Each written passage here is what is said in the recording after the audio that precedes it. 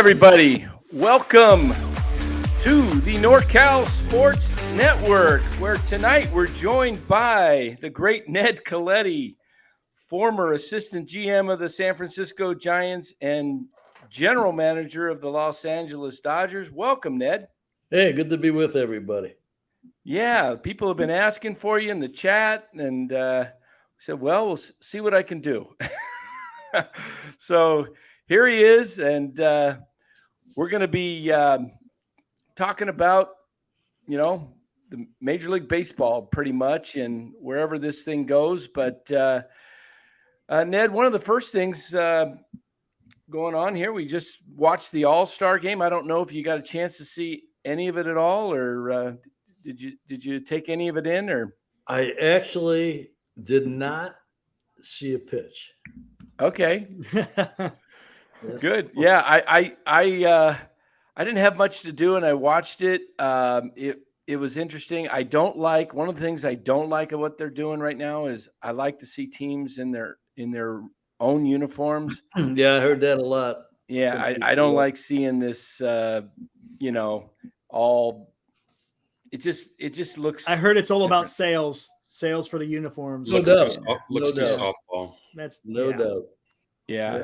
Yeah. So, but the National League finally won a game. It's been the first win since 2012, which the last time the National League won, Matt Cain was the winning pitcher for the Giants. They went on to win the World Series. This year, Camilo Doval is the winning pitcher. I don't know. Is that an omen? Could that be an omen, or is that just a crazy little thing? He's reaching for that angle. Yeah, that's definitely a reach. That's definitely a reach. But no, it was. I think it was good for the city of Seattle. They've lost their basketball team years ago with the Supersonics, and to get an all-star game around the young Julio Rodriguez and all of that, good for them. But all in all, I'm not crazy about really any of the professional sports all-star games, especially the NFL and NBA. It's just become such a non-competitive type game. At least baseball seems to be still a little bit competitive, where guys are throwing 100 miles an hour trying to strike each other out or whatever. In basketball, it's kind of like, hey, go ahead, go for a dunk. No defense. So that's one thing baseball still has, is they play the game. I'm sure they're not, it's entertainment. But it's not like it used to be. Competitive. Obviously. It's more competitive than any of the other sports. But so Ned, we got the trade deadline coming up, August 1st. So we're just a little over 2 weeks away. We're starting to see small little deals and rumors of some bigger deals. Heard today that the Dodgers are in on Giolito, but so are 20 other teams probably that want him. Tell the listeners what it's like at this time of year from both ends as a general manager, when you're wanting to get somebody's player, you're making the call, inquiring to see if he might be available. Tell us how that goes down. And then also, when you're on the receiving end, someone's calling you and wants one of your players. How does that work, the negotiation? And just maybe give us an idea of what it looks like the best you can. Well, it doesn't just start now. You've been talking to teams consistently, really, except maybe the end of spring training in the month of April, where everybody kind of lets everything kind of settle in. But you're constantly you have a very good feel for what teams are thinking. So you can accelerate it now.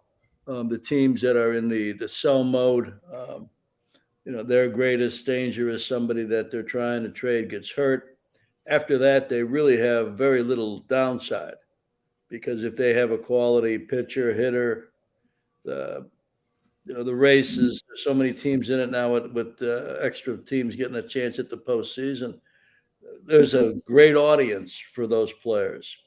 The second part of your question on when you have a player that a team wants, I was really fortunate. I think my last my last 20 some years, I think we had 2 times, maybe one in San Fran and one in LA that we were in the sell mode, so to speak. So I'm not real familiar with that. I can tell you prospects, yeah, people will call you on prospects, but basically because they've got the big leaguer you want. And I traded Rafael Furcal after a few years, the only time we were ever out of the race during my tenure in LA. And in my tenure in San Francisco, it was a long time since we were out of a race. So that piece of it a little bit unique for me. I can tell you, prospects, great prospects, people will call you on that, but they won't just be calling you on that prospect. They'll have a big league player knowing at this time of year, the teams that I was in charge of or helped be in charge of, that we were in the race and who we were looking for. So it's a process, Danny, that continues to go on from the last time you talked. It's not like everybody shuts their phone off for 6 months and the All-Star game ends and everybody starts calling everybody on deals. No, it's been going on all year. Right. Back even at the winter meetings, the deals didn't get made, and then they continue over into the season. But what about, let's say you're calling, so-and-so general manager, and you want a player, and he says, how does that work? He says, well, okay, I want so-and-so, one of your prospects. Well, you bring up guys and you say, hey, if you're to the point where you want to move Dan, give me a shot. We have some interest. They retire. Well, how much interest? A lot of interest. We've got a pretty strong interest, but that's also subjective, Dan. My strong interest may not be the same strong interest on the other side. But people know. You have conversations, as I said. People know where your interest lies. People do you get into? Call you, but, I was going to say, do you get into situations where there's 2 other teams that are out after the same guy? And you don't know what anybody's doing. They don't tell you anything like, hey, I got a better deal or nothing like that. You know what teams need too. So if there's one center fielder and there's 4 teams looking for a center fielder, there's a chance that you're going to be in it with the other 3 teams. That's just kind of par for the course. Now, Lou Marston, one of our big listeners here, says, being the GM, is it your call or do you need upper management's approval to swing the deal? Well, Lou, you never go without the ownership knowing what you're doing. Ownership will always know. Ownership may have an opinion. Ownership, if you're taking money on, may have a yes or a no vote. But ownership will never wake up and read the website the next day and figure out that his team just made a deal. So ownership has that right. And I always, whether it was the Peter McGowan, Larry Bear ownership group, or whether it was the Frank McCourt, Guggenheim Sports Partners owner group, everybody knew what I was thinking. It's part of your process. It's part of your daily routine, especially with the president of your club. They understand where you're at. They understand, what a budget is. They know what the budget is. And so you keep them appraised to it. And, and you'll listen to what they've got to say, certainly. In good organizations, they typically trust the baseball people to come forward with a plan, with a decision, with an opinion. And but you need to give them the opportunity to tell you what they're thinking, especially if it's going to cost you money.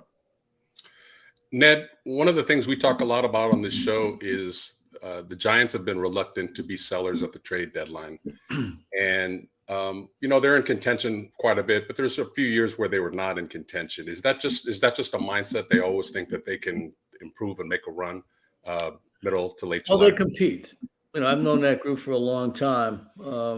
I'm sure, some of the ownership has changed, but I understand the culture of the organization and really the leadership at the top, and they compete, and they want to have a chance to win. And you never know what's going to happen. Baseball is an interesting sport. There's so much momentum that can switch in a course of a few days. At the same time, I think it's imperative that you have a really clear view of your team and know where it really is. and you can tell the media you're expecting big things. You can you're on the verge of really being a good team. You can even tell your ownership that a little bit. But at the end of the day, you really have to really be able to gauge your team in a consistent manner that isn't an exaggeration. Right. Because the toughest thing for most teams to do, most GMs, because of their compete level, is to trade off players, is to trade off big league players. Unless the contract is obscene and Right. and if the player's performance has really fallen. But then, not everybody's going to be coming looking for that player either.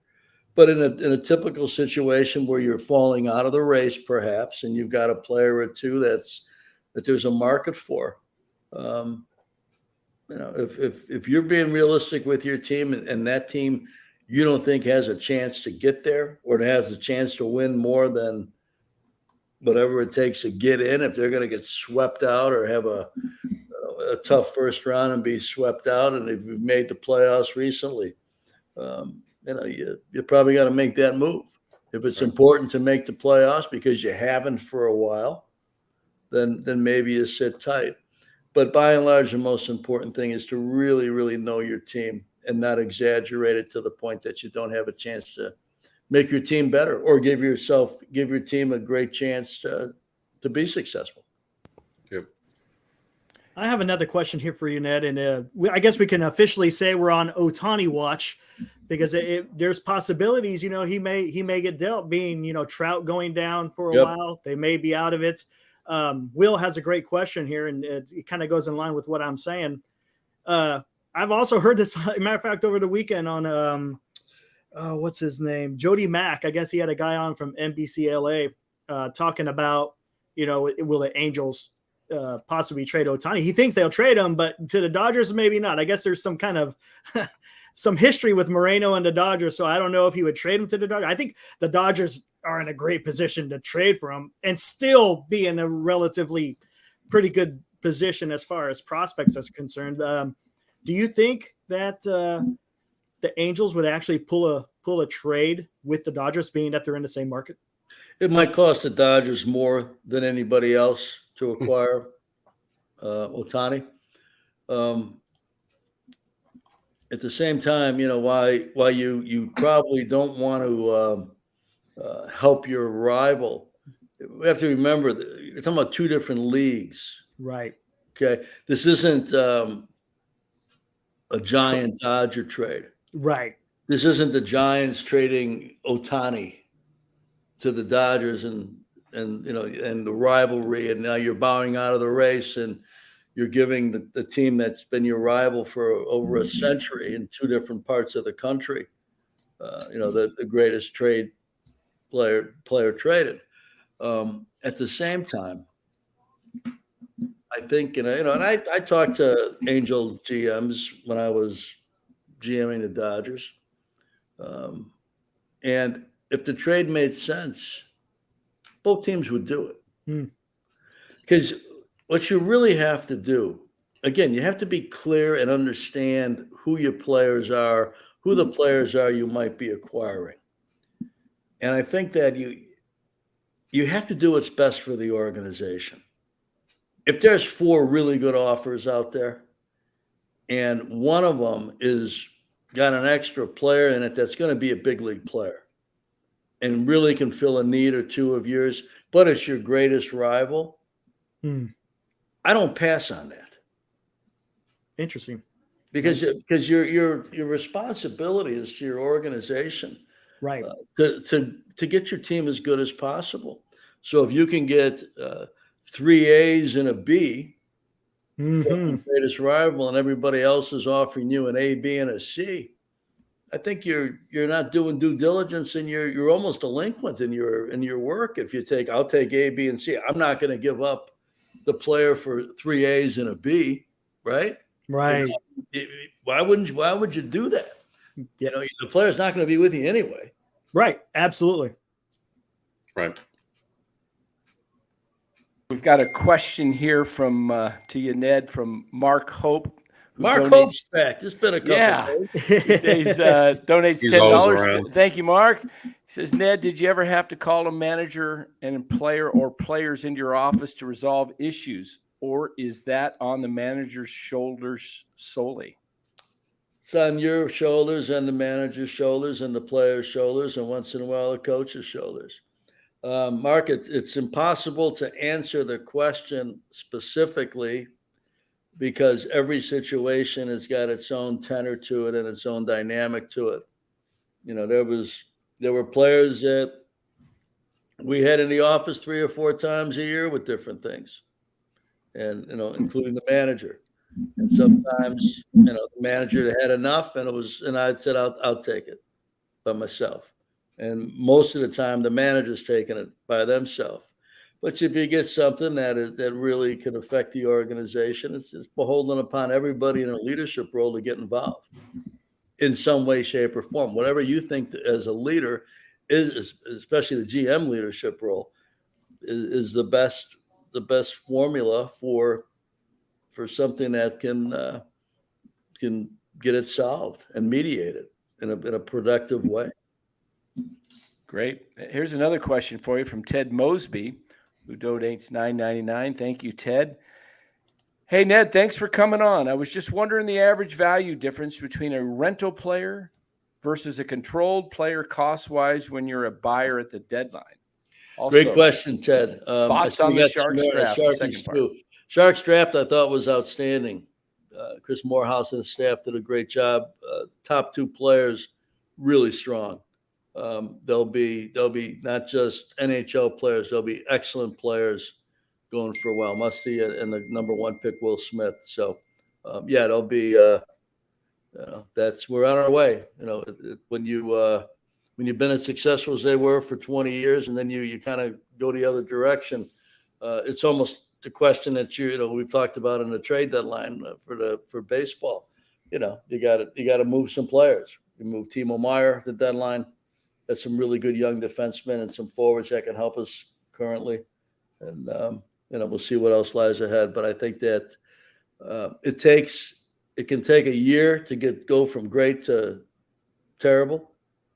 It takes a little while to go from struggling to great. Yep. So, but we're on our way to getting in that position, no doubt. And the draft was a big push to that and was very successful. People always say that at every draft. Oh, we can't believe the player was here, or all the rest of that stuff. But I've been in enough drafts in my career, probably 40 plus of them. I know when it's real or when people are just trying to make up a story. This was absolutely 100% real. The average value between a rental and a controlled player is very, very different for me. If I've got my top 3 or 4 prospects and the team that I'm talking about sees them the same way, many times a team on the outside will be reading some of the services that rank players that they don't know what they're talking about in many cases. Sometimes one of those players will be high on somebody's list, and the player and the person inside out, and you're willing to move them. But for me to move somebody that we really, really wanted and we really thought had a great future, I've almost 100% of the time, close to it, I've got to have a player that's going to be in spring training with me the next year. To have somebody that's going to hang with us for August, September, and some number of days in October, perhaps, and give up somebody that's going to be really doing something big for the team you trade him to, tough to do. I wouldn't say that it never happens. It never happened in my case, but it was tough for me to do that. Unless we had a team that was on the verge of winning something, truly on the verge of winning something, and you had whatever position this player played or pitcher, whatever that position was, if you knew that you had some players that were battling injury quietly or trying to stay as productive as they had been earlier in the season, you may have to make that move. But you got to try and move that top prospect out of that deal. And maybe you give more quantity than quality, or maybe you pick up all the contract, or maybe you pick up another contract that that the team is struggling to move, and so they'll see value in clearing some payroll off of a player that really can't help your club, but they need to move them. That really happens a lot in other sports too. But that's kind of it. Those players that have additional control always will have more value. That's interesting. One other thing that came up recently was asked: do teams manipulate the top 30 prospects this time of year, or who does put the top 30 prospects? I know there's services that do the same thing, but do the teams put their own top 30 prospects together? Everybody knows how they rate people. Okay. It's an ongoing list. It's an ongoing conversation. You talk, if you're the GM, you've seen your players, who can or who can't. As I've said many times on Larry's show, it was my job to scout everybody, not just players either. I had to scout scouts. I had to scout player development people. I had to know how they evaluated, who they valued and why, and what they valued of a player or a person and why, and kind of put it together as the season wore on, as you got to this point in time, and who your top prospects are, and you also know how your team may look a year or two from now, and you may have I'll give you an example of it, and it's not really a great example, except that it's a known player, but it was complicated because we needed to get salary back, and Carlos Santana was probably the one player I traded that turned out to have a really good career. Nathan Eovaldi probably right behind Carlos, but in 9-10 years wasn't a whole lot of them. In Carlos's case, that was the only player we could trade that Cleveland had an interest in for us to get Casey Blake and have them pay $2+ million of Blake's salary. And that's what precluded us from taking Carlos out of the deal, was somebody had to pay for Casey Blake besides us. And but we also had a young catcher by the name of Russell Martin, who you may remember. Oh yeah, who was an all-star, who was just a couple years, 3 or 4 years older, maybe that much older than Carlos. So it wasn't like I had a catching deficiency, and I had a prospect in A-ball, which is where Carlos was, and had to move him to get Casey Blake. I moved from a position of strength. Not that I wanted to trade Carlos, and Carlos turned out to be really a first baseman, and then later on a DH, excellent hitter, great eye, still playing.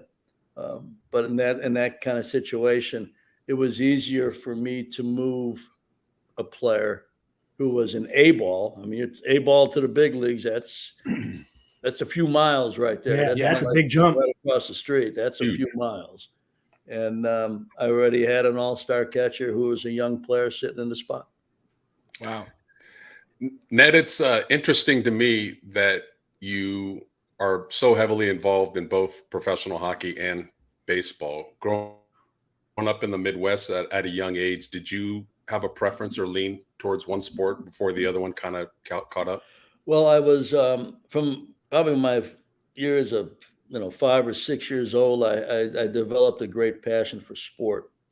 And in Chicago, I'm old enough to remember when the NHL was just 6 teams. When Chicago was actually the West Coast. That's right. Chicago and Detroit and Boston, New York, and then the 2 Canadian teams, Toronto and Montreal. So I was a huge baseball fan, huge Cub fan, and was blessed to start my baseball career with my hometown team before coming to San Francisco. And there's no baseball in the winter, and the Blackhawks, every road game was on TV. And the way the schedule worked back then is the Canadian teams always hosted on Saturday night. So you had hockey night in Canada. So almost every Saturday, the Blackhawks were in Toronto or Montreal. Every Sunday, the Blackhawks were home. Every Wednesday, the Blackhawks were home. Well, I shouldn't say every, but most Wednesdays. So you could kind of plan your schedule, and you could always watch the game. So, when you're sitting in the middle of a blizzard in Chicago in December, January, February, and you got no baseball to watch, and you're starting to fall in love with sport. That's what it was. But my passion for hockey is probably as intense or as close as it is for baseball. And it's like if you have more than one child, and you don't love one child more than the other, you may love them a little bit differently. And the hockey thing for me has been a huge blessing and a great opportunity. I spent a lot of time studying the sport, talking to people in the sport. You just don't get a job in a sport because you're a fan. I mean, there's not enough jobs. There's millions of fans. But I had spent a lot of time at rinks and not that I had free time in the off season, but I would always take my inner circle of 3 or 4 scouts on a hockey trip up to Canada, typically in early January or late December. And you spend time with GMs. When you're in baseball, when you're in my situation in baseball, my best friend and my tightest GM after I left San Francisco was Brian Sabian. Am I going to call him with an idea? Am I going to call him because, I've got a challenging situation I want to run by somebody who knows what's going on? Because only a GM, if you haven't been a GM, it's tough for a GM to talk to you about what's going on. It's tough to talk to an owner because everybody sees the game in a different way. So a GM can talk to another GM far easier than a GM can talk to anybody else. A manager can talk to somebody else who's managed far easier than a manager can talk to a coach who's never managed. So, my best buddy was my greatest rival. So we still said hello, but we didn't have any conversations on strategy or what about this or what about that or how to deal with this situation or that situation. So my safety valve to it was hockey GMs, and they felt the same way to me. I can't tell you how many calls I took from Dean Lombardi, who ran the Kings and won a couple cups, and Doug Wilson, my buddy with the Sharks, who was in the Hockey Hall of Fame now, or Brian Burke, who won a cup down in Anaheim, and Tony Granato, who was a Sharks player at one point in time and then went on to some leadership roles with Colorado, Pittsburgh, Detroit, Ray Shero on the East Coast, Ronnie Hextall, and that's what we did. Rob Blake until I went to San Jose. We would spend time talking about different situations. So when the GM thing ended for me, I probably had 7 or 8 really strong relationships in the NHL, and a handful of them called and said, "Hey, would you ever switch sports?" And I says, "Yeah, give me a minute. Give me a minute to after 30. I've spent 40 years in baseball. It's probably 32, 33 years in at that point in time, nonstop." I said, "Give me a minute to catch my breath here and figure out what I want to do. And we'll go from there." And San Jose continued. Doug continued to call, and Joe Will and Doug Wilson Jr. and, continued to have conversations. And so I said, "Yeah, I'm honored to do it." And, I'm still honored to do it. I'm honored to work in sport. Absolutely. People where I'm from don't usually get these opportunities. Lived in a garage. No school would take me after high school. Had to go to a junior college, onto a 4-year school. It's a good school, but not the Stanford of the Midwest. Northern Illinois University, and had to work work my tail off day in, day out for decades. I mean, decades to get what I was able to achieve, and I've been blessed by God to have the opportunities. That's awesome. But I know it's an honor.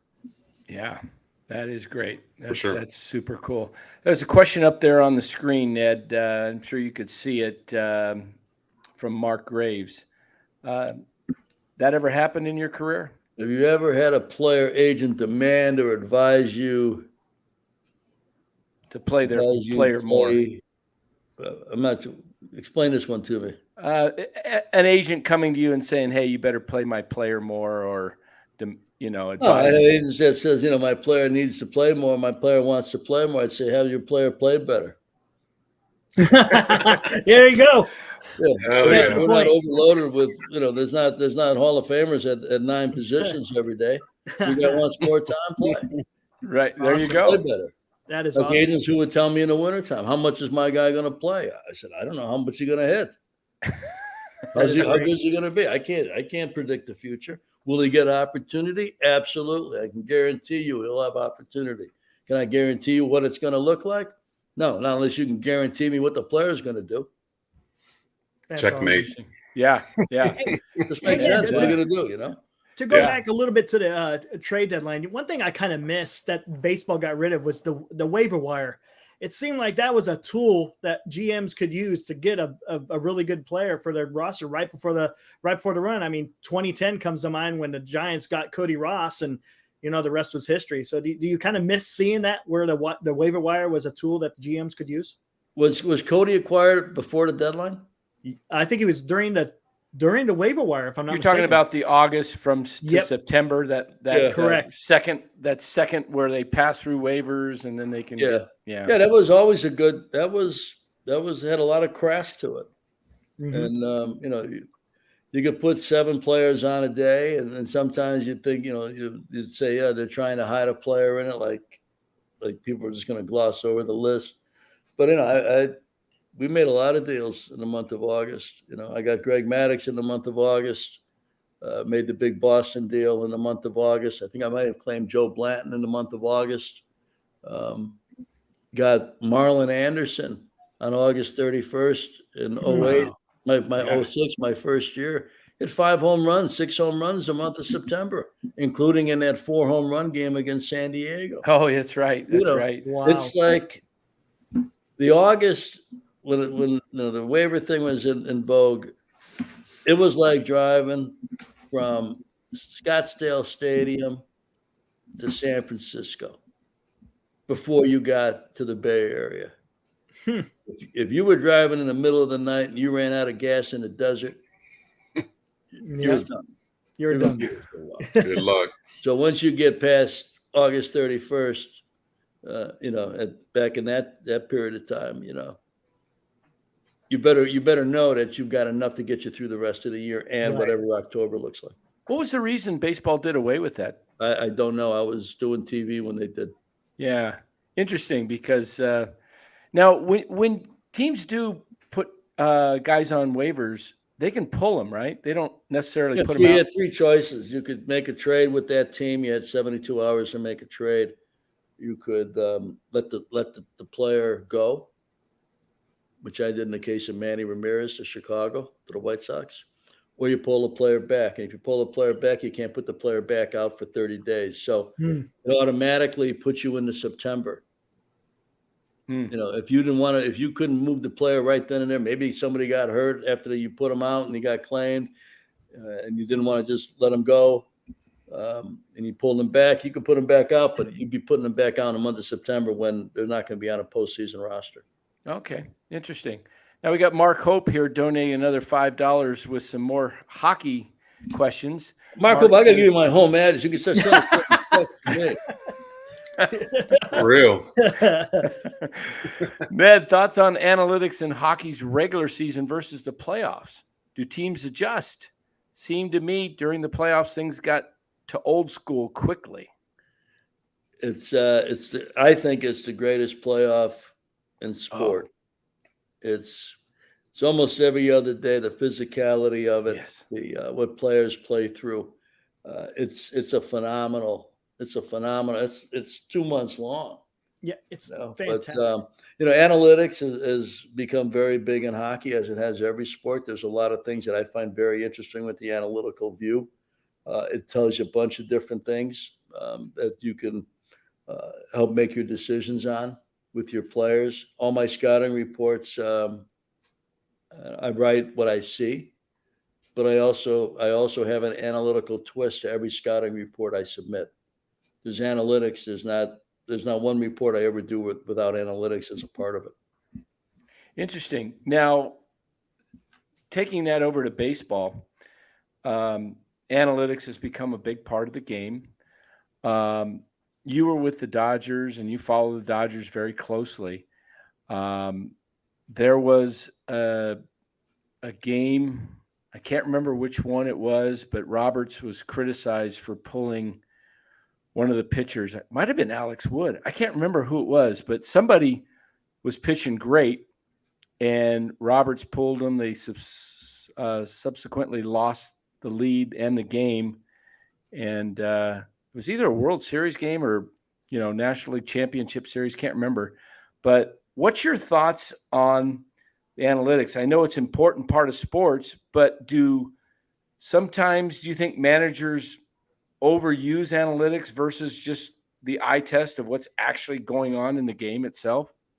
Well, the one thing I do know is I don't know. I don't always know. I'm not in any room. I'm not in anybody's dugout or anybody's manager's office to listen to what conversations take place and what gets scripted before a game begins or what information anybody has.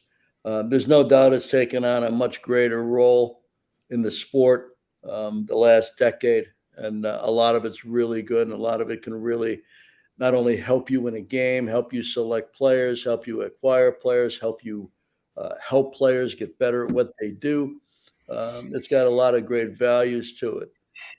But I can't tell you I know what's going on in anybody's dugout or anybody's manager's office or who tells who what to do, when and where. So that's that'd be all speculative there, Danny. Whatever you want to believe, I guess is what you can believe. Well, I remember the World Series when Blake Snell was dealing for Tampa Bay against. Yeah, that actually helped me quite a bit that day. Yeah, I bet it did. That was that was good. It helped. It helped out the organization, and that was a little bit of a shocker. But as a GM, I know you said before you don't tell your manager what to do. You don't have to. Obviously, I don't want you to name situations, but are you ever watching the game and you see your manager make a move and you're just shaking your head going like, what the hell is he doing? Oh yeah. I mean, but you know what? And you guys, I'm assuming you've all watched baseball for a long time. Mm-hmm. Yes. Absolutely. So let's go back 20 years. Okay. Let's go back to the 1993 NL West race. Oh, painful. Or 2000. We'll go back 2003. We'll go back. Okay. That's painful too. Did analytics wasn't really in the game. Yeah. Did you ever watch a game played by any team and have the same feeling? Yeah. Sure. Yeah. Everybody who watches sports has those feelings going back to probably Babe Ruth's days. So analytics didn't invent that consternation or that, what's this person doing? That's part of sport. That's one of the beauties of the sport, especially from the fans' perspective. Is it different? Do you see things now that you wouldn't have seen before? Yeah, probably. Do you see twice as many? No. You see one here and there that you're curious. Well, I wonder if that was predetermined before the national anthem was played. Mm-hmm. This guy's coming out after, twice around the lineup, like Snell, whatever, and then, it's something that you think about. But people have been second guessing head coaches in football, basketball. Oh, yeah. Long managers time. In baseball, probably since the first day the sport was played and somebody got paid to play it. Mm-hmm. It gets the conversation going. It is something. That's why you got shows like this, Danny. Yep. Why do you guys do post-game shows, right? Exactly. Exactly. It makes a post-game show before analytics. You just didn't decide to do this because analytics got right. No, it is interesting. I've always, from my brothers being coaches to me playing and them playing, I've always generally tried to take the side of a coach because the coach is at practice. He knows what's going on. He knows what, we hear people, Absolutely. Why isn't he playing so-and-so? Why isn't Kuminga for the Warriors playing this and that? And it's like, well, Kerr doesn't know what he's doing. Kerr's got 9 championships. 5 as Kerr knows what he's doing. Yeah. 5 as a player and 4 as a coach. And I get just dumbfounded when I hear people rip him. And I'm thinking, he's not developing players. Well, he's there practice telling guys what to do. Coaches aren't just sitting around and throwing up their hands and going, I think I'll try this guy today. No, it's and that's something that I would encourage people to understand. As much as you disagree with the manager or the head coach, they know so much more than the 4 of us combined. Any inning of baseball, And I've been at it a long time. I know that, and no knock on Eric or Carlos or you, Danny, but the manager knows far more in a given play, inning, situation than the four of us combined. Sure. Of the heartbeat of his team and his players. Right. And what the analytics say as well. He also knows if somebody's got an ache, something that's bothering them, and all those we things don't know about those injuries. play into a factor. Going into the second half here, the Dodgers, Diamondbacks are tied for first. Giants are 2.5 behind them. I'm worried about the Dodgers. A lot can change in the next 17, 18 days with the trade deadline. Rosters could be reshuffled, and they may look completely different here in a few weeks. But I know you feel the Dodgers have the strength of the division, and I would agree with you. Where do you see Arizona and San Francisco ending up in this division, and can San Diego make a run for the playoffs? Well, I don't think anybody's going to beat the Dodgers.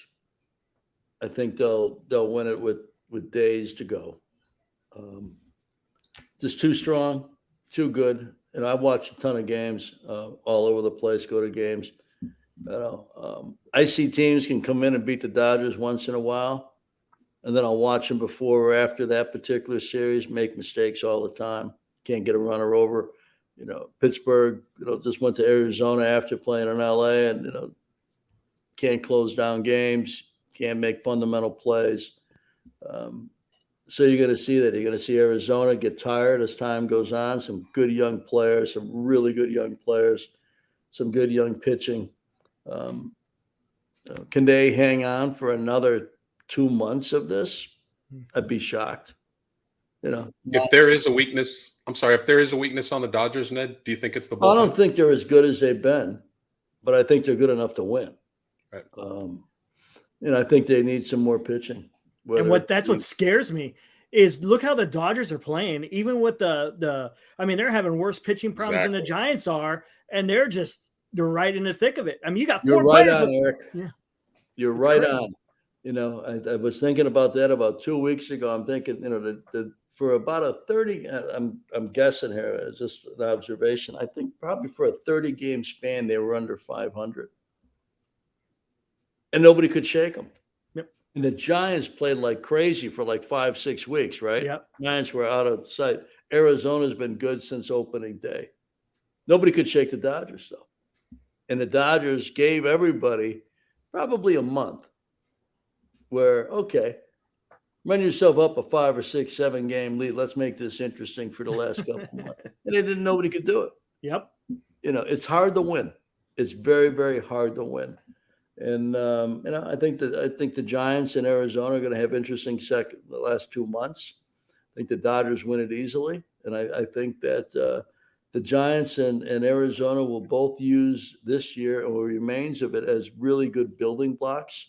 Mm-hmm. Probably compete maybe even stronger a year from now, depending on all sorts of things. San Diego, one of the big disappointments. San Diego, New York, and people always in sport are always saying, well, this is the most, this is the worst, or this player is the best. And people are always putting tags on it. But all I'll say is I'm trying to think of 2 teams in one league that had more expectation than New York and San Diego and have fallen so far back. I looked at the Mets the other day. When I look at standings, if you have a team that's 4 game in 4th place, 10 games out, they're not just 10 games out. They've got 2 more teams ahead of them. Mm-hmm. So I'll add up. Let's say that they're 10 out. The 3rd place team is 7 out, and the 2nd place team is 5 out. That 4th place team is 10 out plus 5 out to the 2nd place team plus 3 out to the 3rd place team.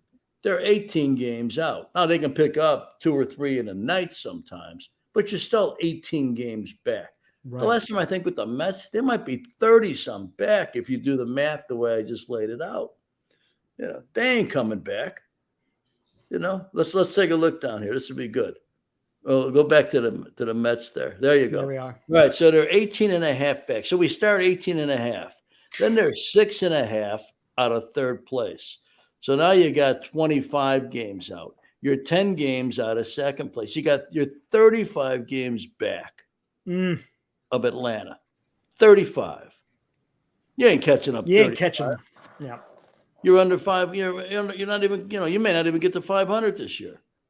And let's look at San Diego too at the same time. While we're rolling through here. I'm doing the wild card now. Let's see. So you got the wild card, and you look at all look those where teams. Mets are at. Okay, so there's 7 out in another half. So that's 7.5. Another game, 8.5. Then you got 6.5. So you got 15. Then you got 6.5. So now you got 21.5. They're 20 plus games out of a wild card. Mm-hmm. Who's that? San Diego? San Francisco. If you look at how many people they got to climb over. You're talking about San Diego. The most telling thing here is this. They are 6 games under 500. They have a makeshift closing situation since since Diaz went down. Yep. Yeah. And they're the 2 pitchers they give $43 million to a year, which is in my math, $86 million. Yeah. Are they going to get better and stronger? No. After pitching all year? Unlikely. I think they'll have their hands full trying to win 81 games. Yeah. So really, you look at the wild card. There's 3 spots. If you took what you're saying, the cutoff might be like the Brewers. There's like 5 teams. Yeah. Competing for 3. Yeah, I would agree with that. I mean, the Brewers are 7 games over 500. That's pretty good. They got some good pitching there too. Yeah. San Diego's 4 under. That can change. I get that. That can change. But the San Diego Padres have played 90 games. Exactly. That's kind of who they are right now. That's who they are, right? This is like watching the stock market. There ain't no hit hiding it every day. You know where your company's at, or you know where your team is at. Yeah. Interesting. Well, we got another comment here for you, Ned, from Kalba Kaminga. He says, "Hi, Ned. It's been on my mind for 2 decades." Wow. Wow. Long time. It's been a long time, Kalba. I hope you've been sleeping okay. Did Tommy Tanzer, I guess I'm assuming Tommy Tanzer was the agent, mislead you guys on Steve Finley in 2004 when the Giants pursued him? Sounded like he was signing here, but then he signed with Anaheim. This is Calby, you got a memory. You got a great memory. I was just talking about this about 10 days ago with somebody who's a friend of Steve Finley's, ironically. Great question, phenomenal question, and great recall to you. I'm not sure. I don't think so. I think, can we put the question up one more time? Oh, I sure. want to go back to one word that he used here. I got it, Dan. Okay. There we go. The word mislead. Okay.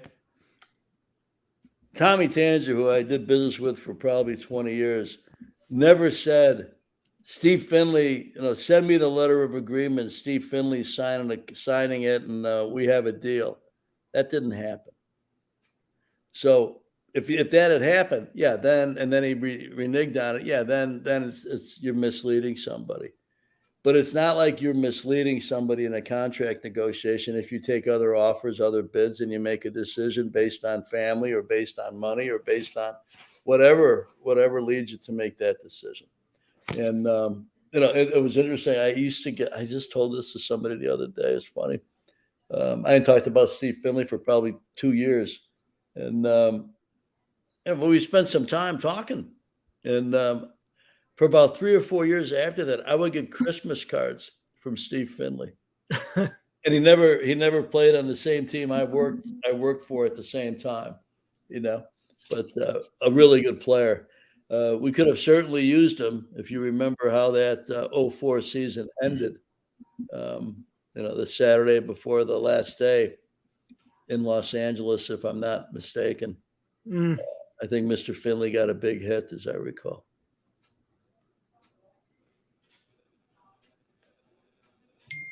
I think you're good, Dan. Okay, good. Well, go ahead and take that one down. And so with this, I know you've got just a few more minutes before you have to go. So we'll ask you a few more questions and let you go.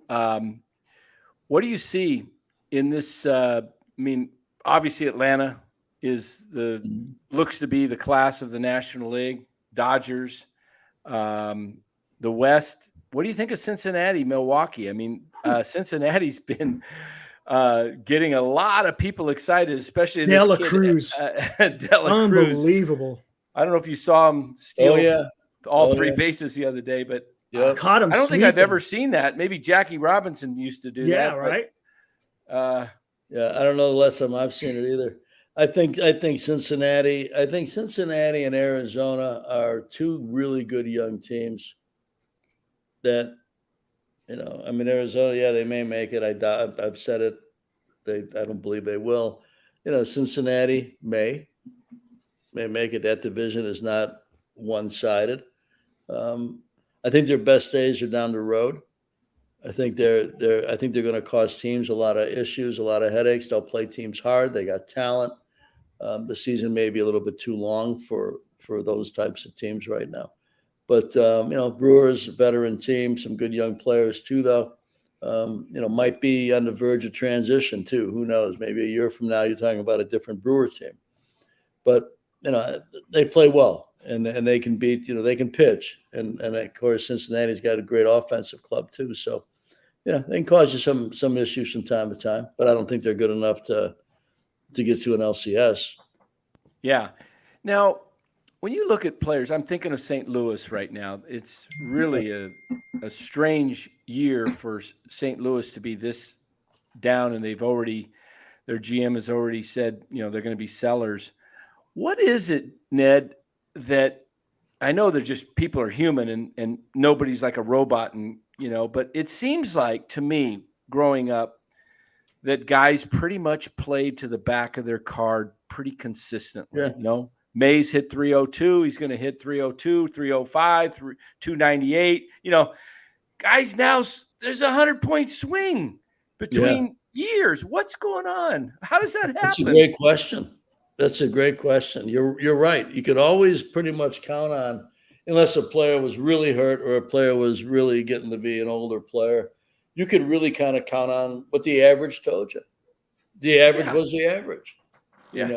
Little bit harder now. I don't know what it is. I don't know if it's a different concentration as to what they try to do. If it's all strikeout, walk, or homer, and so they're not really trying to. Singles don't mean too much from. I have no idea. All I know is that I see it, and I can be wrong on this. I don't know. I've ever seen more games with hitters hitting under 230. Crazy. Yeah.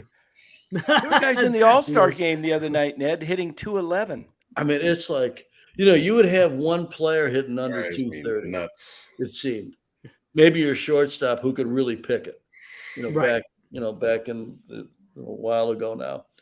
But now, I think it was the Yankees, Dodgers. I think the Yankees were in LA. I think I counted 8 or 9 players in the lineup, and there's no pitcher in the lineup. Right. Yeah. 8 or 9 players in the lineup who were hitting under 230. And most of those were hitting under 210. Right. I don't, it's like, whoa. To Ned, find somebody hitting under 200 in the major league lineup, they would play one day a week, maybe. We talk about that daily. I hear the argument, Ned, that they face more pitchers now than they used to back in the day, and I don't buy that. What do you think about the theory of it's a business now more than ever than it was in the past? And if you hit more homers when your contract is up, that's going to translate to a bigger contract. I think of the kid in Miami, Arias, that's hitting close to 400. Yep. And, he's probably got 3 homers, 4 homers. I don't think he steals too many bases. But when his contract is up, he's not exactly going to be making 30, 35, 40 million. Yes. So I guess the point I'm trying to make is hitting is put as a back burner to just swinging for the fences, because bottom line, that's going to get me paid more. I think there's a lot of truth to that, and that may be the entire thing. But there's a lot of power to what you just said, in my opinion, and we've seen it. I'm taken aback by it when I watch it. I was like, how how do you put a team together with 3 or 4 guys that can't hit, that have uncompetitive at bats? Crazy. That when and this goes to the other thing about LA, really, when they're facing teams like this and it gets to be the 6th, 7th inning, those other teams have no chance. They have no chance. They make too many mistakes. They swing at too many pitches. Even the Dodgers guys that struggle, for them to swing at a pitch out of the zone, it doesn't happen that often. It'll happen. But, they had some teams in the last 10, 15 years. There was nobody who would chase a pitch out of the zone, and they're playing teams that are chasing 5 or 6 an inning. Yeah, there you go. And then you got the guys hitting 210, 220, 190, 180. Whoa, what are we doing? Yeah. And the lineups are crazy. Like a guy like Kyle Schwarber, hitting 18, 19 bombs, but he's hitting 180s. Your leadoff hitter. Yeah. Yeah.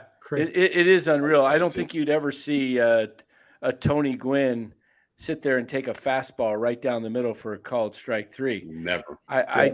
It's amazing how many guys take called strike 3s in this game today that are just meat. I mean, just like, whoa, what were you thinking?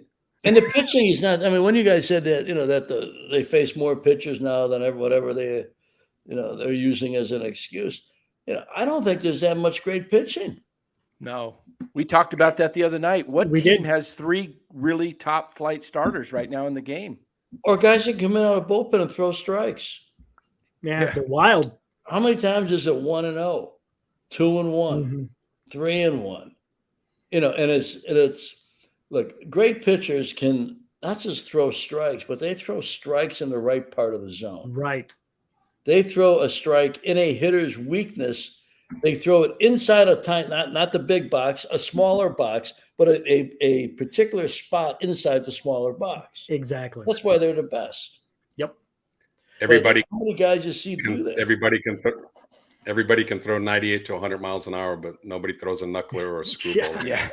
Hey, Ned, before we get out of here, I want to bring Cameron Tyson's comment up here. He said, I would like to personally thank Mr. Colletti for making childhood a great one with the teams of my youth from 1997 to 2004.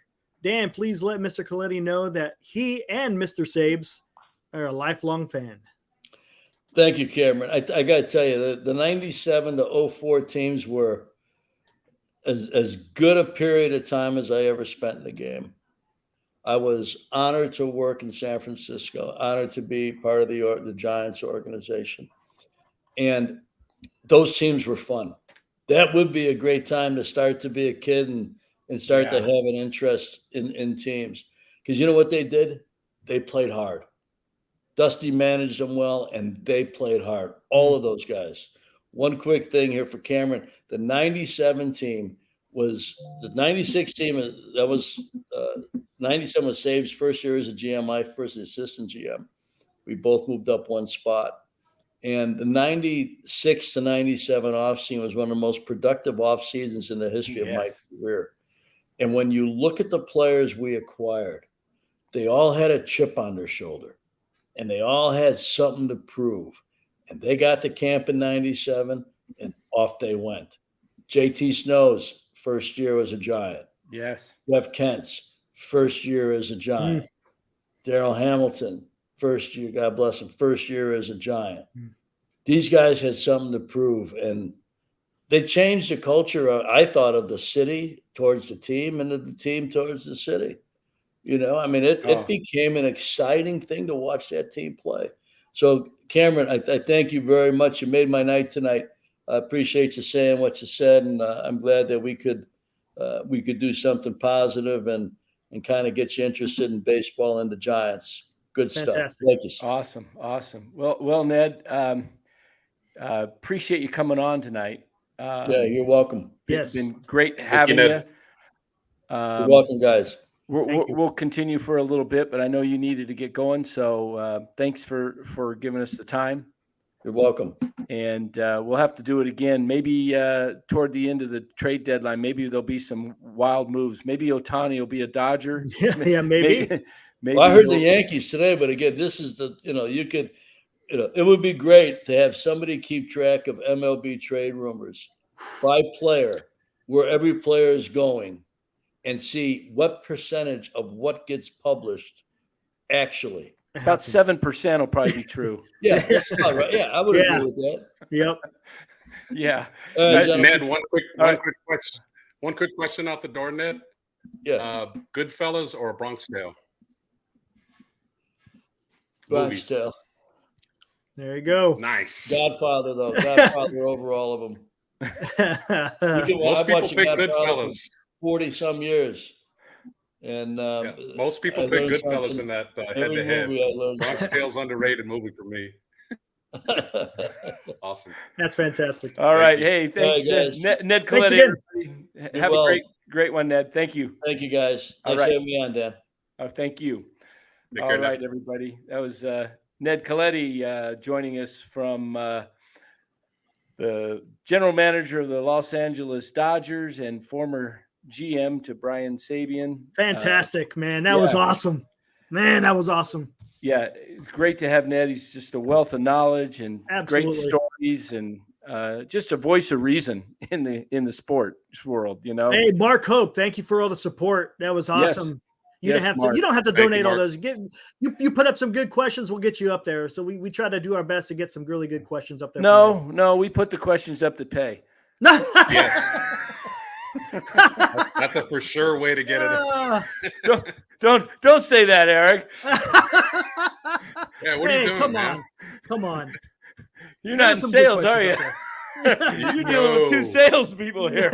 Yeah, Come on. exactly.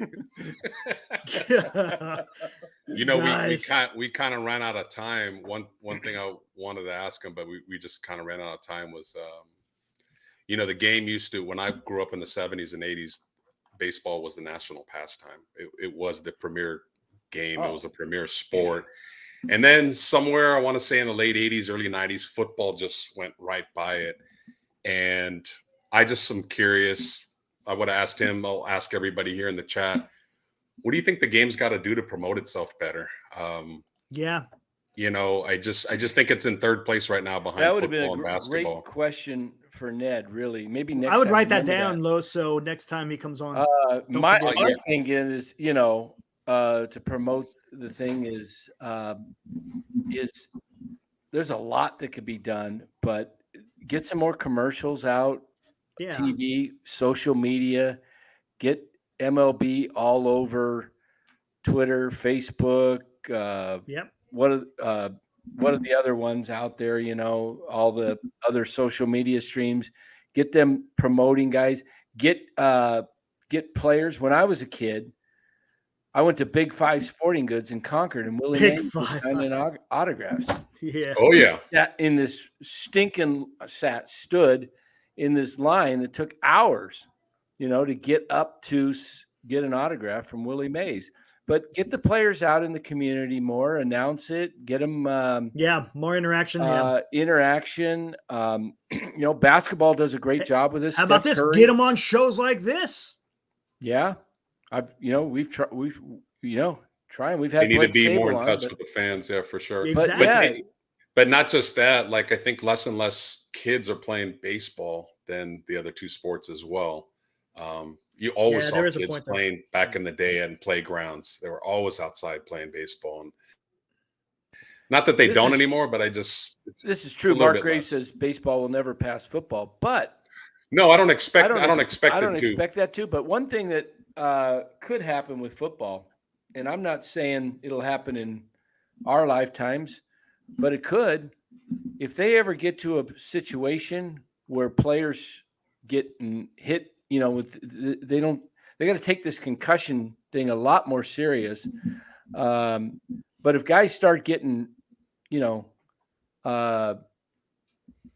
never, knock on wood, fortunately, we've never seen anybody get hit and have a brain injury right there where they're basically almost a vegetable type thing, or if football gets to the point where guys are getting head injuries that we know, all of a sudden the guys that the Patrick Willis's and the Ronnie Lott's and all these guys start having CTE and everything, you could start to see a pullback from parents.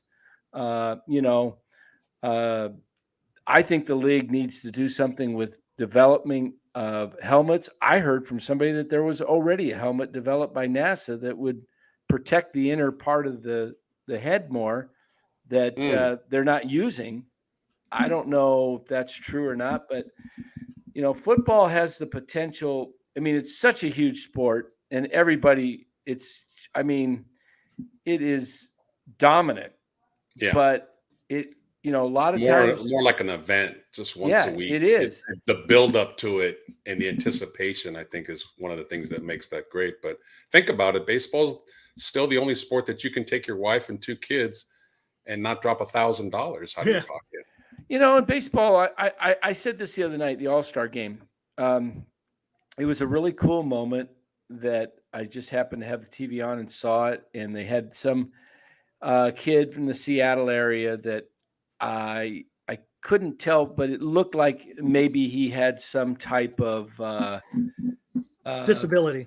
Thank you for the word. And he got the chance to be cheered for by the whole stadium. He got to go up to the home plate area and he ran the bases right before the start of the game. The National League players, or maybe it was the American League players who were out on the field, I guess. Yeah, they were the home team, but they gave him 5 as he rounded, first base and second base and third. And then he came home and, gave high fives.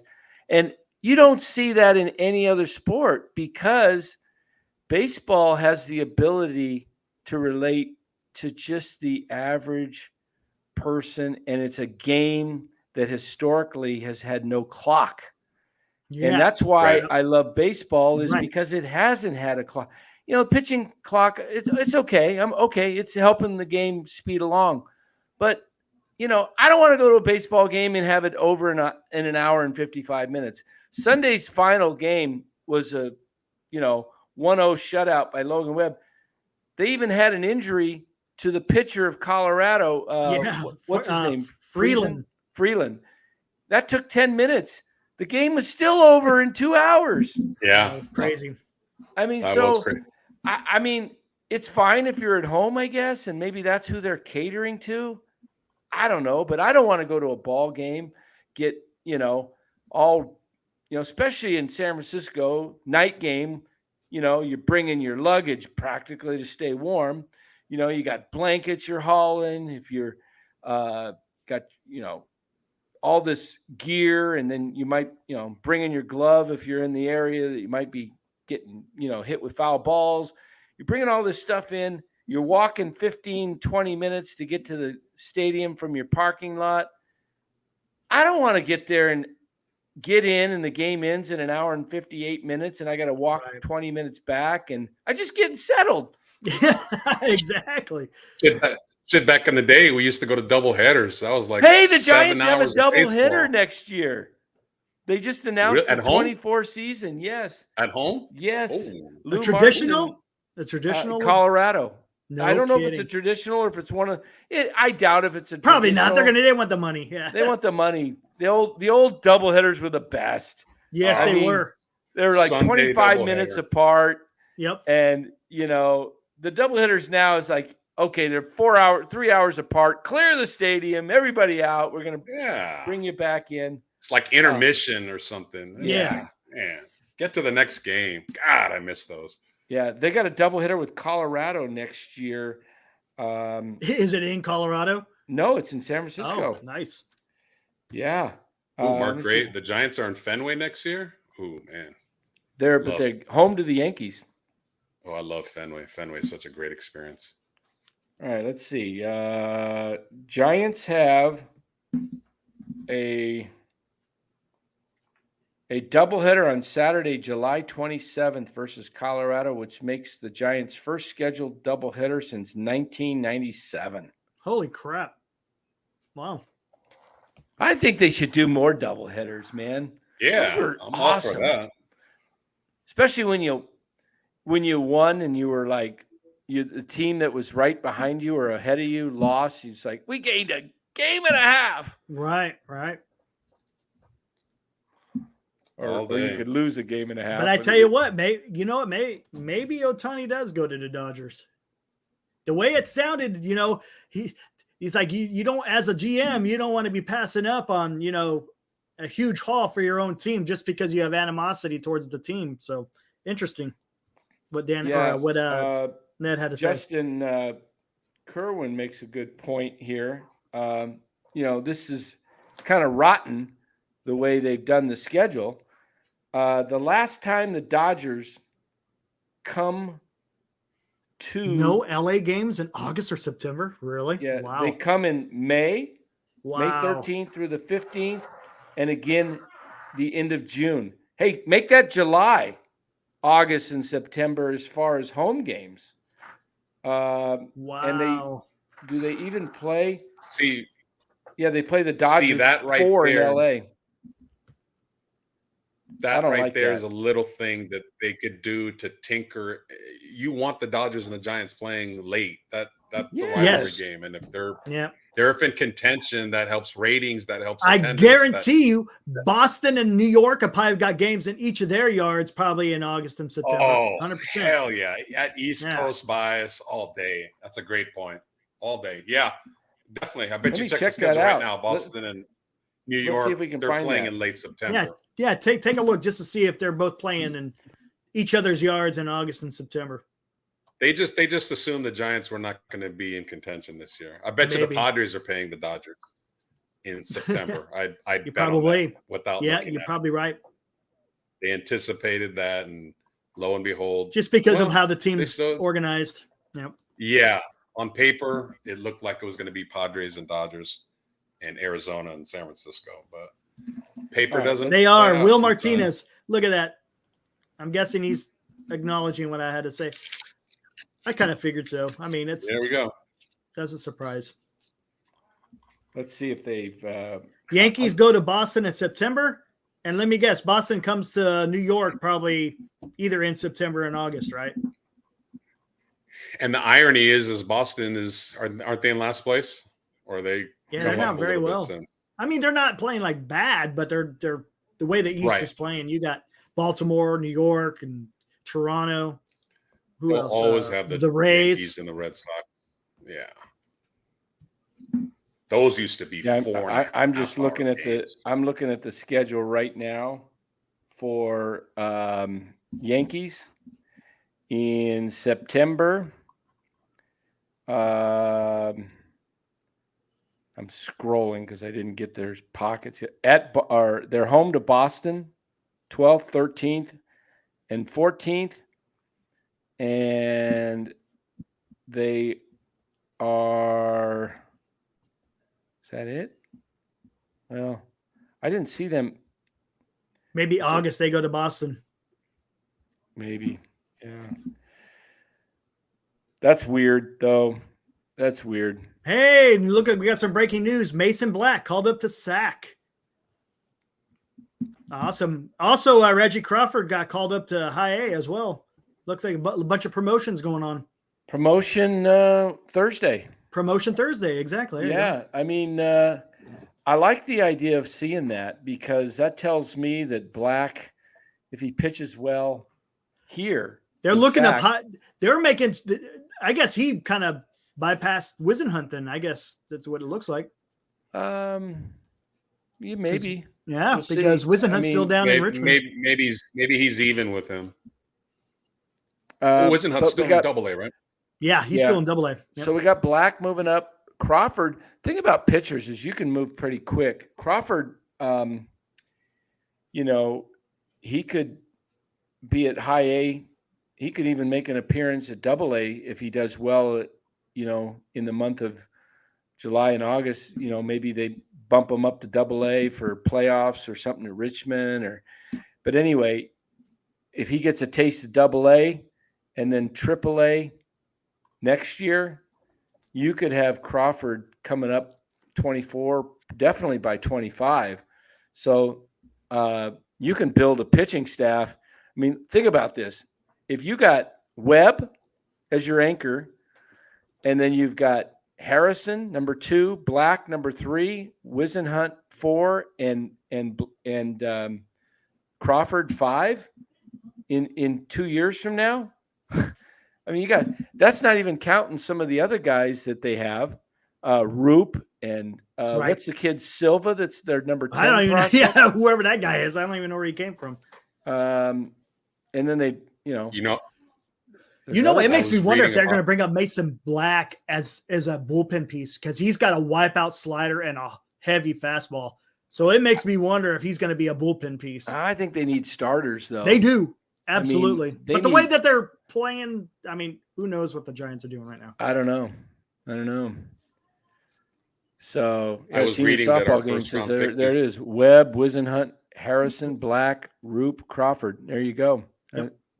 So sorry about that, Lewis. Go ahead. You're reading about something about the first round pick. I was going to say our first round pick, Eldridge. I was reading that he throws like a 93, 94 power sinker. So he's like even though he throws pretty hard, he's a sinker slider type of pitcher. So I thought, according to the Washington Post, he throws 98 miles an hour. Right? Was it at 98? Oh, he can rev it up. something like that. 98. Yeah. No, we're not going to the Washington Post tonight. We're gonna keep this one on the up and up and splice this up in a few videos. I think one of those guys is going to come up and make a difference. Black, Wisenhunt, or Harrison. I think they're going to come up and do well. They definitely can't do any Joe worse Whitman than Scalfini and Wood. Could be another guy. Yeah, there's Tang. Yeah. Tang is in SAC now. They got I don't know if Jelly will ever amount to anything. Still young and was a second round pick. Maybe he turns things into something, but you know what, you're bringing me up, or you're jogging my memory here, but what do you guys think, both you, Los, and Dan, with Farhan's comment saying they're not so worried about starting a pitcher at the trade deadline, they're more looking at a middle infielder? What do you think about that? Smoke screen. Could be a smoke screen. Could be good point. Could be also a don't look over here. Nothing to see here. What's that? I'm talking I've seen about enough GM. Farhan. Oh, yeah. Nothing to see here, because they're actually trying to get a starting pitcher. Yeah. Jordan Poole will be with us for the next 4 years. We're really excited about Jordan Poole being on our club. Exactly. Goodbye. Gotcha. I don't trust anything GMs say at all. They're not gonna reveal their hand about what they They shouldn't. Although Farhan did say a couple years ago, who are you looking at the draft? Oh, we like Will Bednar. And what do you know? They drafted Will Bednar. Yep. So I don't know. Guess we'll find out soon enough. We shall see. What else do we got in the chat here? MF, will Stripling pitch well tomorrow? You tell me, MF. Yeah. I don't know. He might. He might not. We'll see. We'll see where that the key is going to be. Where that changeup. If he's hanging that changeup, it's going to be a long day. Yeah, I think he has potential to do well. I mean, he's proven it. He's a proven major league pitcher. He had a couple good years in Toronto. Came up with the Dodgers. I'm okay with Ross Stripling. I think Ross Stripling is a guy that is a veteran. You want to have a guy like him on your ball club that's been around. He's a guy that if he's on, he's not going to, strike a ton of guys out, but He's also, tends to be a little bit more of a fly ball pitcher, doesn't he? Yeah, I thought he originally was a ground ball pitcher, but I think he's more of a fly ball pitcher now. So it scares me a little bit in these yards, Pittsburgh, and then ball flies, pitching again in Cincinnati. If he's starting off Friday, that means he's going to be pitching Wednesday or Thursday in Cincinnati. So you got two parks that kind of tough to fly balls go to never be seen again. Right. So what's Senior saying? I like what says. Talking about the farm. Justin and Webb is a very strong pitcher. I'm not sure. Yeah, Farhan says they're looking at a true difference maker. If they're getting a true difference maker in the pitcher, they'll try to get after him. But I think that's going to be I don't know. There's going to be a lot of competition for difference making pitching. Why isn't Webb pitching the first game? Come on, MF, you're smarter than that. You know that. Pitched a lot of innings in the first half. Push him back. There's nothing wrong with that. Giving him a little break. Yeah, and that's the problem with the Giants. So that's the problem. You have to rely on these guys, Webb and Cobb, because you got no one else behind them that's going to be been worth a damn other than throwing bullpens. And that's the only scary part about it. Mark Hope, Otani and Acuna. Otani and Acuna are the two best players in the league right now, in my opinion. Thank you again, Mark. $2 best player in my. Yeah, I go Acuna Matata. Acuna and Betts.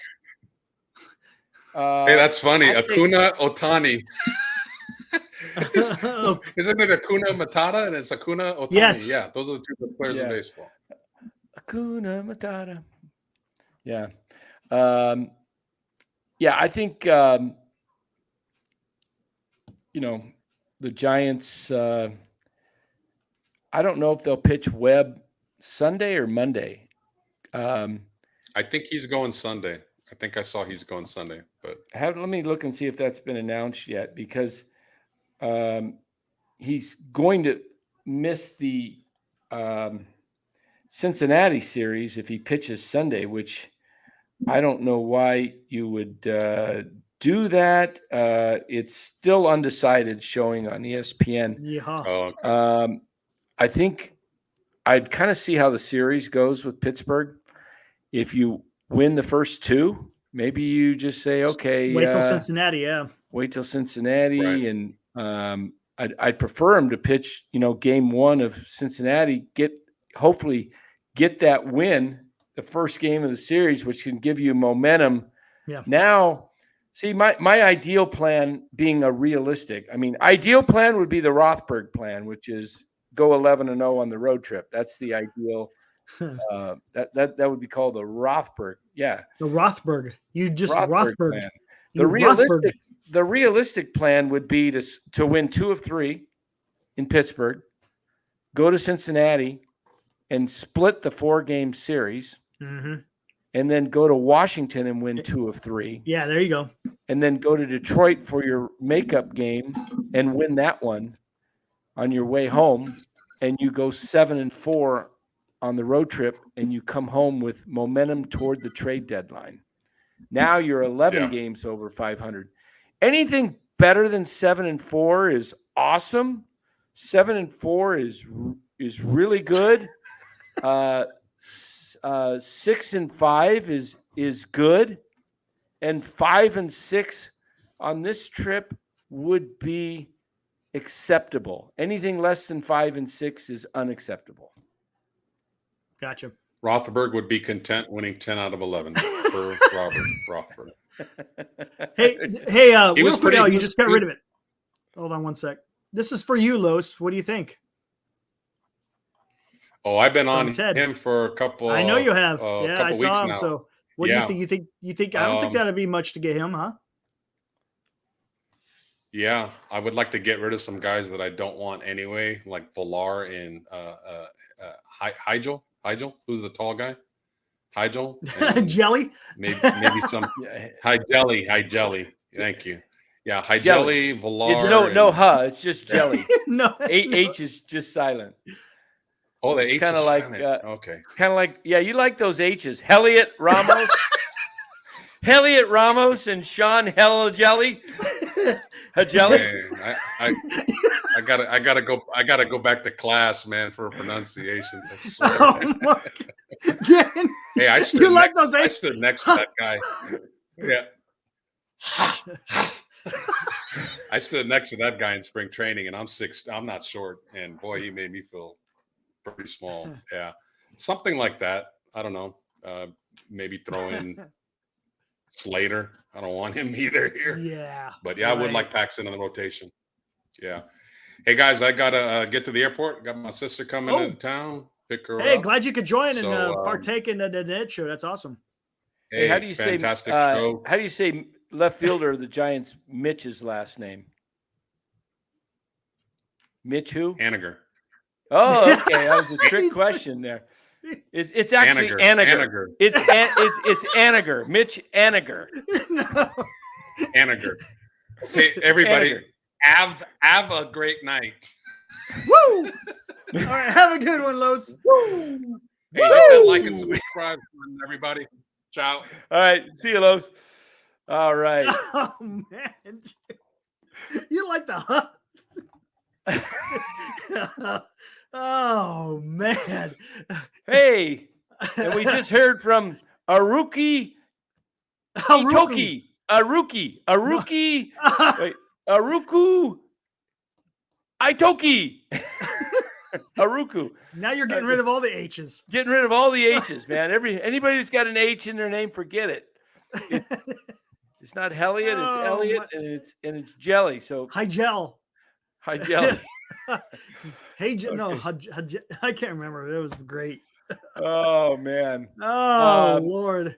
I kind of disagree with Kerwin here on this. He says they don't think the bullpen. There's no way they're going 7-4, which may be true, but he says 4-7 at best.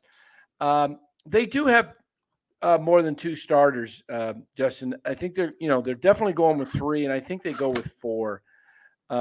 I don't know who that 4th starter is. We know Stripling and Cobb and Webb are the 3. I don't know if it becomes Alex Wood or if it becomes, gosh, I'm drawing a blank. Kid from Kansas City. Why am I drawing a blank? Jacob Junis, or I don't know. I just don't want to see DeSclafani in there. We might see also Keaton Wynn come up. I do think Keaton Wynn gets called up on this trip. Would not surprise me if he pitches Sunday. I think would not surprise me to see Keaton Wynn pitch Sunday and Webb go Monday. Possible. Hoodie says we won't be laughing after this road trip. Oh, Udi. What's up, Udi? Hey, Udi. Udi. Oh man. Udi. We got any other buddy? Anybody else in here? Let's see. Udi's in there. We got Robert Rotberg. Rotberg is in there. We already did this one from Mark Ope. Yeah. Mark Ope. We don't pronounce H's anymore. Not in this show. No more H's. No more Robert Rothberg. It's now Rotberg. In honor of Elliot Ramos and Sean Jelly. No H's. Okay. No H. So you come into the chat. You got an H in there. We're just gonna skip right over the H. Okay, that's the new thing here on the NorCal Sports Network at least for the end of this show. I've been seeing a lot of this. Rob C makes a point where I've seen a lot of people saying this is going to be a make or break road trip. What do you think? You think it's that dire? Because of the trade deadline, I don't know if it's make or break, but they do need to keep in that 5. Like I said, anything less than 5 and 6 on this is unacceptable because they're coming off. I mean, hey, let's face it. Pittsburgh's not a juggernaut. Cincinnati's playing well, but they're not like They're pitching oh my suspect. goodness, Yeah. Cincinnati, we can't beat them. We're going into, this is the big red machine all over again. No, Cincinnati is you should be able to take 2 out of 4. You should be able to hopefully split that series. And if you're lucky, you win the series. But I wouldn't. Mark Graves. What the hell is going on here?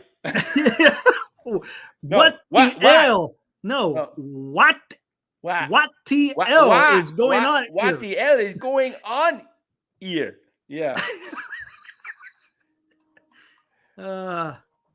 Robert says, Eric, in your art, will the Giants make the playoffs? In my art? Yeah, in your art, will the Giants make the playoffs? Wow.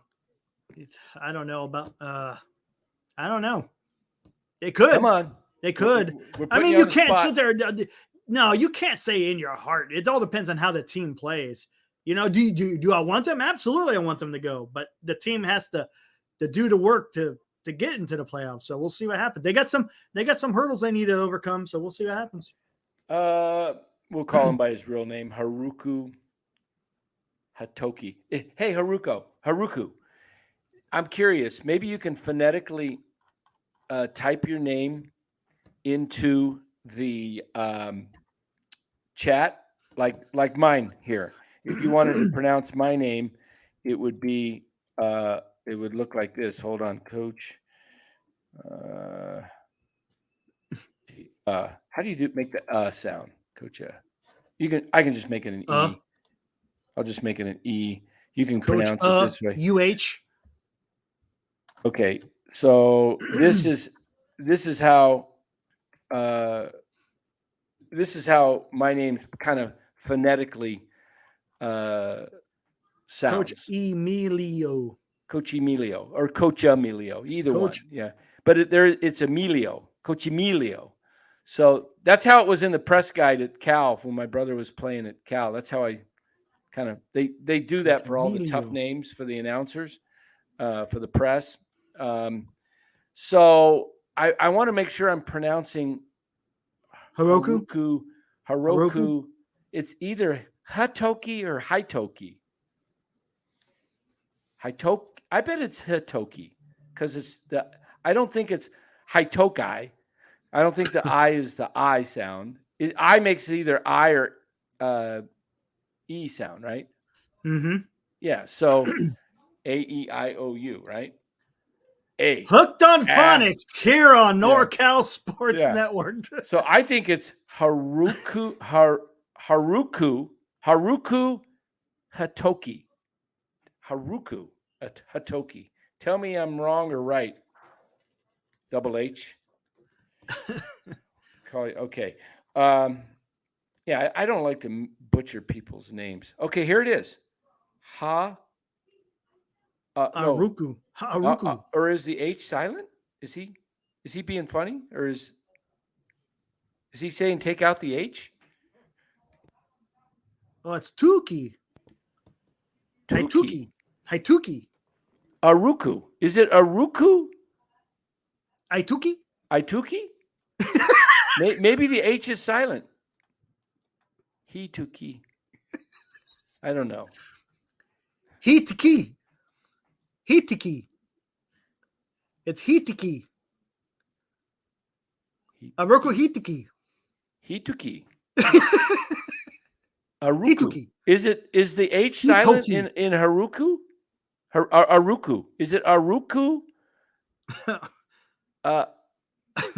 Aruku Hituki? Is that what he's saying? He said Hituki right here. Yeah, Hituki. Aruku Hituki. Okay. Hituki. No, Eddie, that can get you banned. Yeah, I don't know, Robert. Eddie having fun with my name. Yeah, I saw that. Oh boy. Believe me, I've heard it all. The worst part was when you're coming up to, you're in a ball game and Haruku. You're in a ball game and now batting, playing center field, number 7, Dan. And the announcer, come on. I know I'm walking up to the plate, but you have to just stop. You didn't think of it before? And it's like, Dan Cock Amiglio. Yeah. Yeah. So it's Hituki Haroku Hituki. There you go, Dan. There we Haroku go. Hituki. Okay, so the Giants, come on this trip. The question was, is it a make or break?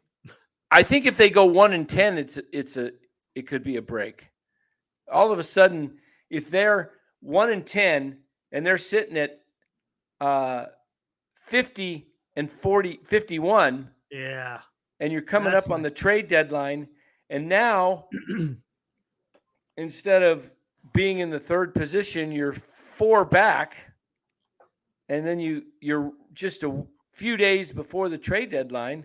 Maybe it makes, hey, I'll tell you what, they better not go 1-10. But if they go 1-10, and then they come home to play Oakland and Boston before the actual trade deadline, and let's say they just go in this complete funk, and they lose 1 out of 2 to Oakland and 2 of 3 to Boston, and now they're 51 or 52 and like 54, 55, something like that. And you got a day before. Okay, it's bye-bye Cobb. It's bye-bye. I'm turning this thing into a selling machine, and I'm getting me fire sale. I'm getting some really good players, and I'm gearing up for 24. And Jock's gone, Slater's gone, Conforto, if I can get something decent for him. Yeah. Hey, Mitchell, yeah, it was good. The first hour was excellent. Go back and take a look at that first hour. It was a good interview. Yeah. So Spencer says he's going with 6 and 5. That would be doable. I mean, anytime you go on the road for 11 games, but the Giants have done well on the road this year. So, what is it? You guys have to remember. Wow, Robert, I agree with you. Wow. As long as we don't go into a prolonged losing streak, we will be fine. Yep. And as Trent Baalke's back says, you got to remember they're not hitting right now. They are a mess. They're not hitting at all. They have, Yeah, they weren't doing much. Something's got to give. I was looking here earlier today at some possible things, and I'm going to scour some of the AAA rosters. I got to thinking today because Stephen Piscotty's with the White Sox AAA organization. Mm-hmm. And I got to thinking, how's Piscotty doing? He's got 5 home runs. And I looked at it and I thought, he's not really doing it. But I mean, he was a guy that could have helped them from the right side, But I think, Ramos would be the guy. But yep. there's a guy down in with the White Sox organization. Let me bring up his hold on here. They're with Charlotte Knights. And this guy has some major league experience, but he's 28 and he's a switch hitting outfielder. He's not on the 40-man roster. Victor Reyes, guy named by he switch hitting outfielder. He's got 16 homers and he's batting 305. So, and he's got 91 hits. His OPS is 897. That's a guy that, you might be able to slide in and say, okay, he's not on the 40, he's 28. Maybe you can make a deal for a guy like that. Switch hitter. Giants don't have any switch hitting outfielders except Bryce Johnson, but he's got no pop. No. This kid's got 16 home runs. But isn't it during the trade deadline, you're looking for guys who are ready for the playoff push, not necessarily a project. Like that would be more of a winter meeting thing, wouldn't it? Sometimes it's just a matter of getting you into hopefully give you a push, see what he's got. And then, you got Haniger coming back in September is what's projected. Yeah, I heard that. I was thinking about Luis Gonzalez today, Mitchell and Ness, because I was looking at his interview that I did with him. Luis is, I really loved watching him swing last year. Kind of a short, compact stroke that hits he was the best hitter on a team for a long time. He would just kind of hit it where it was pitched. Hey, Val, it was a mistake. He didn't mean the Giants. He was talking about the Mets. He just misspoke. Remember when he brought he was talking. He said he was Giants. He was talking about the Mets because he Yeah. said they're 6 under 500. Yeah. And then he was talking about Diaz, the closer, going down. So he just misspoke. That's all. Yeah, he was talking about the Mets. So what else we got? We got to anything before we call it an evening? I think we got it. I think we covered it all. Tomorrow, first post game, right after the break. Yeah, should be on about 7:00 tomorrow night. 7:00, we'll come on and talk about the game. Talk about the game, and one of these days we're going to come on here, and there's going to be a trade to talk about. Yeah, there's going to be. It's going to happen. Or there's going to be a trade right during the show. It might. Yeah, absolutely. And we may want to think about doing a show, with the trade deadline. Yeah, we'll see. I mean, we kind of – I haven't seen a lot of rumors out there, but everybody's got, rumors about this or that. But yep. It's like Ned said, so many of them, people just make them up. We can make one up and get a rumor going. Absolutely, exactly. But it's fun to watch. It makes it interesting. It's fun. It's exactly, So, again, tonight, we want to thank our special guest, Ned Colletti, for joining us Fantastic on the show. Interview. And loved it. For Eric and Los, this is Dan Coachimilio for the NorCal Sports Network. Everybody hit that like button if you would. Subscribe if you haven't already subscribed. Tell your friends about us. We're here all season long for the Giants. After every Giants game, we're here for the post game. We're even here on days off when they're not even playing, as we have been the last 3 nights now. Yep. So how's that getting you through the All-Star break? Only on the NorCal Sports Network, right? Yep. So thanks for joining again, everybody. And we'll see you guys tomorrow night. Tomorrow night. Have a good one. Woo!